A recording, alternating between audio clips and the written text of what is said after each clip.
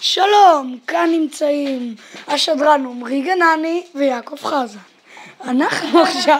שלום עומרי, מה שלומך? איך אתה מרגיש היום? בסדר, מה שלומך? אני באתי לכאן באנרגיות מטורפות, הולך להיות קרב מטורף. זה רסלמניה, האירוע המרכזי. בפינה הראשונה נמצא דה רוק, אלוף ה-WWE. בפינה השנייה נמצא דמיאן סנדאו, השם הכי מפגר בעולם.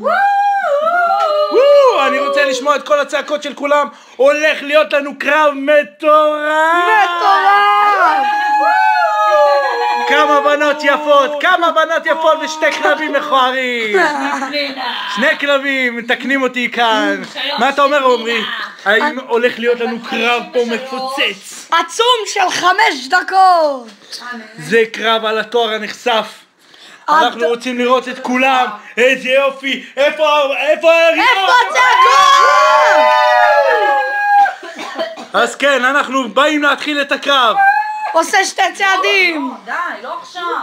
ועכשיו נפגשים אחד בשני. מתחילים לריב. הנה קוקה קולה בחסות. נותן לו את האגרוף, תראה איזה אגרוף. איזה אגרוף. והוא מעיף אותו. איזה וואו. הנה עכשיו הוא קופץ עליו. מתחיל לעשות. מה הוא עושה? הנה, הוא עושה פליק אחורי. ומתרומם. והוא מעיף אותו. עכשיו. הוא מתכונן. למכה הוא עולה על הגומיות. הנה, מה יקרה פה? הוא קם, הוא מסתובב אליו, הוא מתקרב. הוא רוצה לקפוץ. והוא בא אליו ומביא לו ביצה! איזה ביצה! והוא מפיל אותו מהחבלים! ביצה! נראה לי שהקרב הזה גמור! אפשר פה להכריז על הזוכה! והנה הזוכה שלנו!